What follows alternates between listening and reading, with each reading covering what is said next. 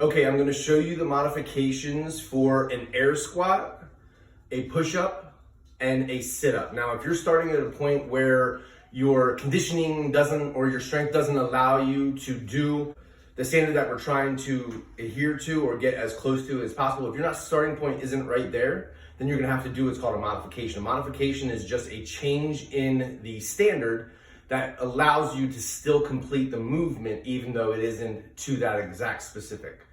So I'm gonna start off with the air squats, and basically all an air squat is sitting down onto something and then getting up. So typically when we do it, when we're talking about an air squat, we're talking about something that's unsupported. So you're not holding on to anything, or you're not sitting down to something, okay? With this thought process though, what an air squat is just basically sitting down onto a chair, or sitting down onto a toilet, or sitting down onto a couch, okay? So that's where you're gonna start, okay? So if you can't get down to an unsupported air squat, which would be here, I'm not supported by anything, then you would simply sit down to a chair. So I stand in front of the chair, same as I would if I were going to sit into the chair.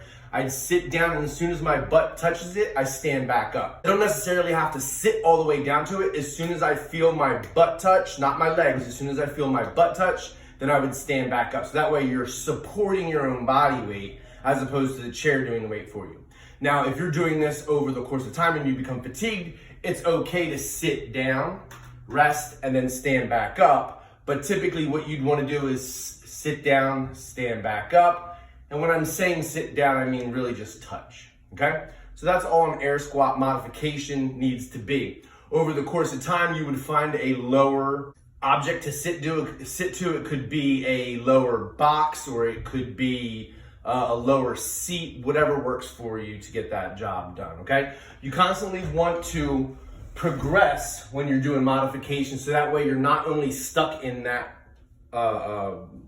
that range of motion or that progression itself. You want to constantly work to get better and better, okay? So don't get comfortable. The next one is sit-ups. We're gonna go with sit-ups because a lot of people can't get down onto the ground and then get back up. That's part of the problem in the first place, right?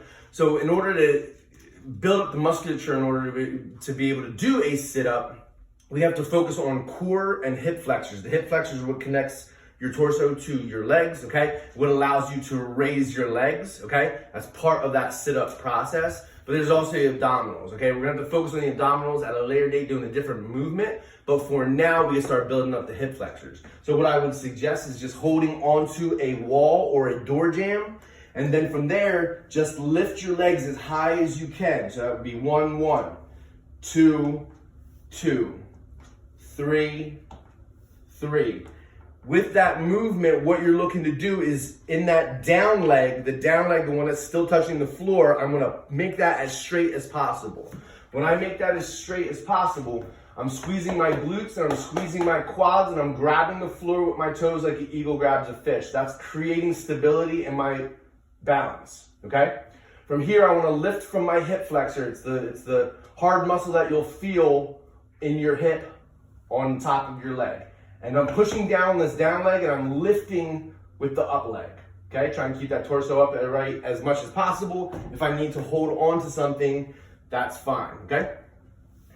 Now I'm squeezing this glute and this quad on my down leg, which is the opposite, alternating back and forth, okay? For push-ups, it's kind of the same concept as a push-up that we would do on the floor. I want to keep my body as straight as possible, but instead of having all my weight supported by my chest and arms on the floor, I'm just going to lean against the wall and then push against the wall. You can find a flat object, a flat wall, a countertop would work very well in your bathroom or your kitchen. You could do it against the arm of your couch, whatever works for you. The lower that object is, the more difficult the movement will become, which is what we want. We want to get closer to the ground, okay? So in that process, again, don't get comfortable only ever doing wall push-ups because you'll never get better than just wall push-ups. And the goal is to be able to do a push-up off of the floor, okay? Now, the lower that object gets that you're holding on to, that you're using for assistance, the more difficult the movement's going to be, right? So in that process, what you want to do is as you get lower down, you probably want to take one of your feet and then put that out front. Now I can support my weight on that. That really defeats the purpose of the pushing motion. So I don't want to depend on this foot out front.